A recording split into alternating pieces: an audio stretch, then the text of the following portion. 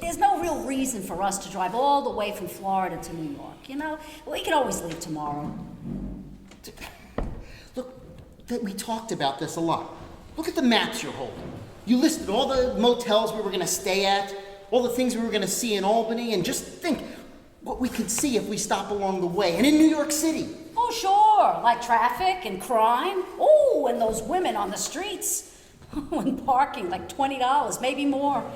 You know, Mrs. Wilson said she noticed that when she visited her daughter last year in New York. I know, and they don't have a Piggly Wiggly or even a Publix. But you know what? I hear that they have some other things in New York. Wouldn't it be fun to find out what? Dwight Anthony Little, you are 79 years old. It is time you started acting your age. I am, Lucy. I'm acting my age. I'm feeling my age. And I hate it. You folks decide what you want yet? We were hoping to catch your early bird special, but I don't see it on the menu. Oh, if you were hoping to catch it, you're about 2 years too late. None of the restaurants here do that anymore. Oh, what happened? Well, COVID, of course. And then there were the boomers. And, you know, there's a lot of people with money in Florida now who don't mind spending it and do love talking about it. They'll brag about spending $20 on a hamburger and fries, and then they'll skimp on my tips. That's a shame. Hey, there's some specials on the senior menu on the next page. You know, for 2 days I've been thinking of a salsa omelet with home fries, if you have it. Well, you know, you have a picture of an Eggs Benedict here. I've never had that before. Got it. You know, I love the customer who knows what they want. So, you two from around here? I haven't seen you around before. We're from Florida. We're driving up to New York to visit all the places that were important to us when we were first married. Oh, so you came up the I-95. Got it. You know, usually people visiting just rush. But you two seem to be enjoying yourselves. That's nice. Yeah.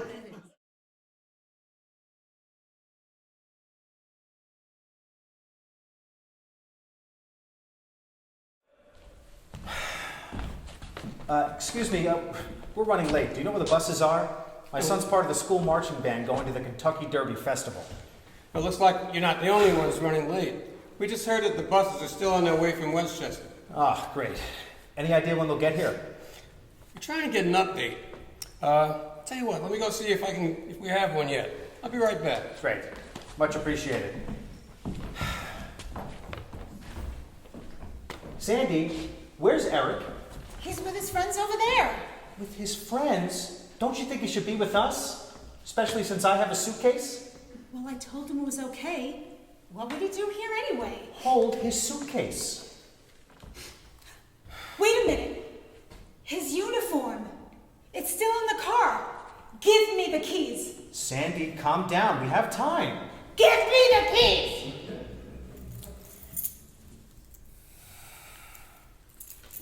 Thank you. I'll be right back. First time? Excuse me? First time your son's going away? I guess you heard us. No. Sorry. No reason to be embarrassed. The trip is only for 5 days, and my wife is a wreck. Assume you're doing the same thing. Oh, yes. My daughter Sally, the blonde-haired girl over there, our last. So you've done this before? Oh, yeah, with her 3 other brothers and sister. First one was tough, but now we have it down to a science. My wife makes sure they get packed. I make sure they get on the bus. She says her goodbyes at home. So it gets easier? Oh, no. It doesn't get easier, you just get more efficient. Well, we have a daughter. And if this is what's going to happen the next time, I'm telling her to stop playing the clarinet.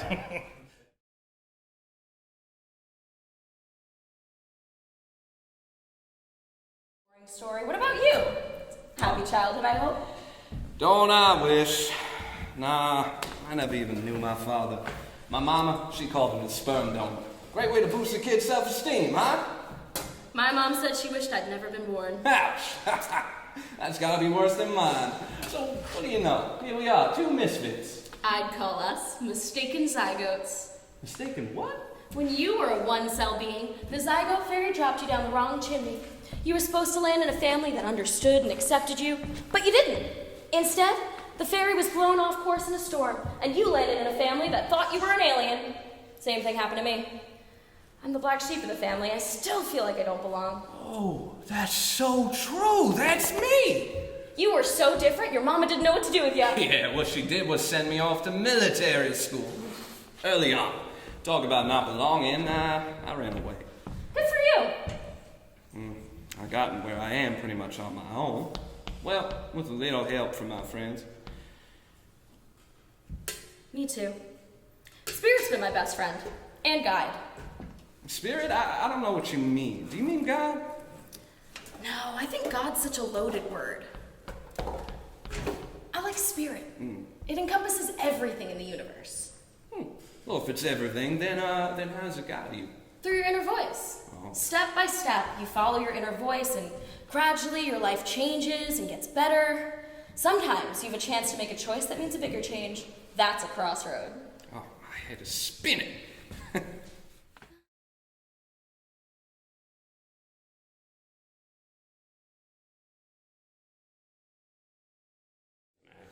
Detective, Yes, Miss Decker? is it too late to change my statement? Meaning? Meaning that I didn't see him till 9:30, no, 9:20, and I seen him wearing a white PPE.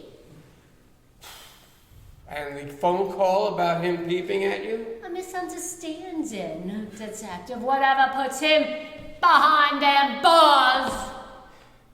You are disgusting. I told you, she's crazy. And you're no better. I've never had this much trouble with anyone in all my years on the force. You two should be ashamed of yourselves. If you can't get along peacefully, maybe it's time to move on. Find new places to live. Somewhere out of my jurisdiction. If I ever get another phone call from you, or you, I will see you both behind them bars.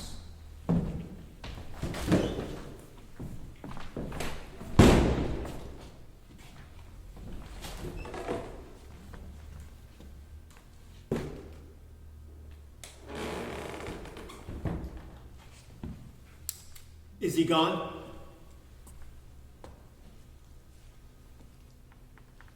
For a moment, I got worried. When you were trying to poke me with that umbrella, I thought the rings were going to fly out. Just making sure you didn't get suspicious. And I was careful not to overdo it. Clearly, not when it came to punching me in the face. Oh, easy, love. A good hand requires a lot of sacrifice.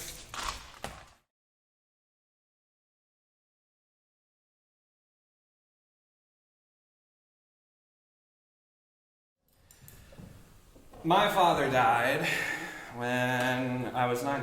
I barely remember.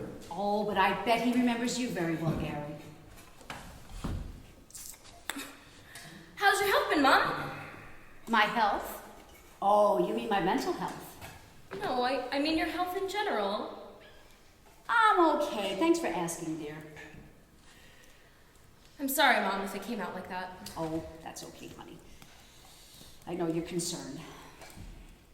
So one of the few things I do remember about my father was how he used to split wood in the front yard. He'd always bring it to the front yard and split it with one hit. Just one hit, and that wood would split right down the middle. Oh, that's a great memory, Gary. I was never good at splitting wood. You know, I wish I remembered more about him. Don't look surprised to see me, Rachel. There's this quote by Rumi, "For those who love with their soul, there's no such thing as separation." I have an idea. Why didn't you write your father a letter? You know what, Anna? That's a great idea. I'll definitely do that. Rachel, you okay? What is it, dear? You look like you've seen a ghost. You all right? She's talking about me. You're just kind of staring into space. Mom? Yes, dear? Do you? Do I what? Never mind. I'm sorry, I was just thinking about Dad.